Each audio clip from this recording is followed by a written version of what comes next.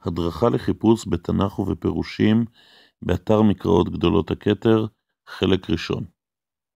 לחיפוש בתנ"ך יש ללחוץ על הכפתור הכתום, תנ"ך כתר ארם צבא. בתפריט שמופיע על המסך יש ללחוץ על האפשרות חיפוש.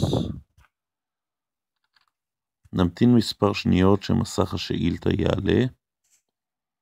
במסך זה ישנה מדפסת וירטואלית המאפשרת לכתוב את מילות החיפוש באמצעות האותיות, לכתוב אלום אות ואלום אותיות, למחוק מילים ואותיות, לחפש שורש ולחפש מילה הנמצאת בראש פסוק. נחפש לדוגמה את צירוף המילים אלה תולדות.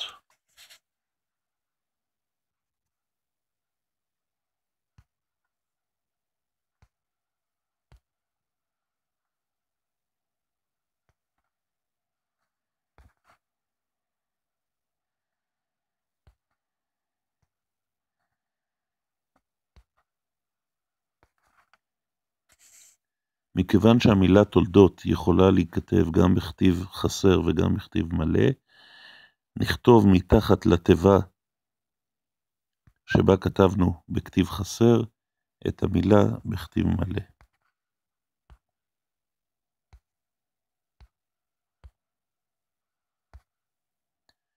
לביצוע חיפוש נלחץ על הטאב חפש ועל הכפתור ביצוע חיפוש.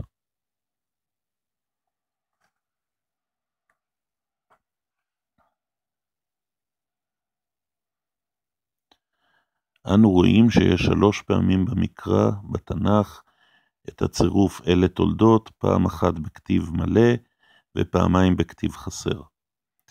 אם אנחנו רוצים לראות את התוצאה בהקשר של הפרק בו היא נמצאת, אנו מסמנים את התוצאה ולוחצים על הכפתור קישור.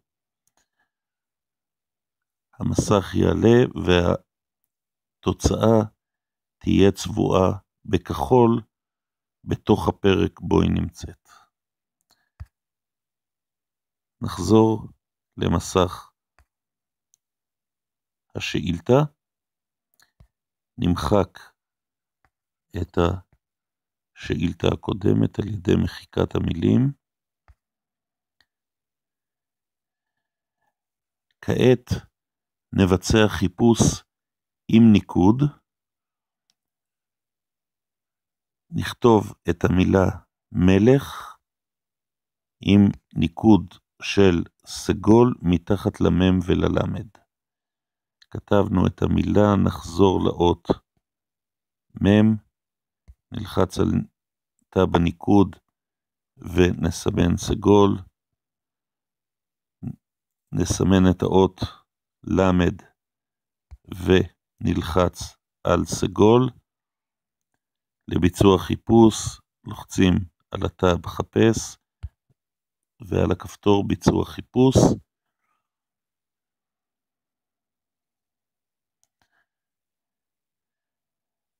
כעת אנו רואים את כל המופעים בתנ"ך של המילה מלך, כאשר התוצאות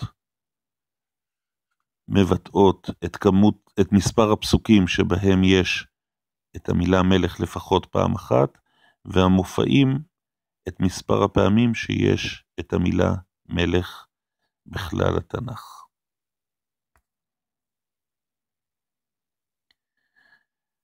נחזור למסך השאילתה,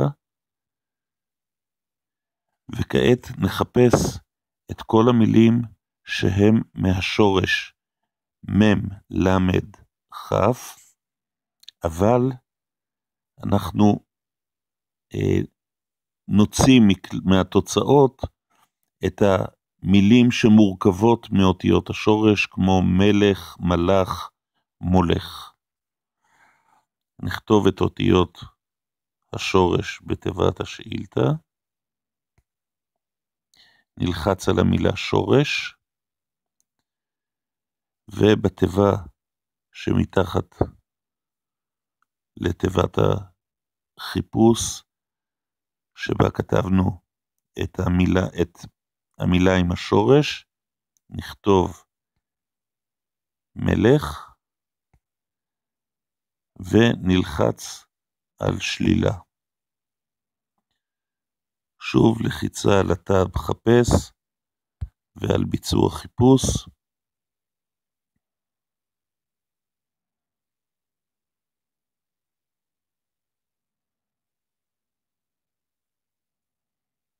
ניתן לראות פה את כל התוצאות של מילים מהשורש מ"ם-למ"ד-כ' ללא מילים שמורכבות רק מאותיות אלו, כמו מלך, מלאך, מולך וכדומה.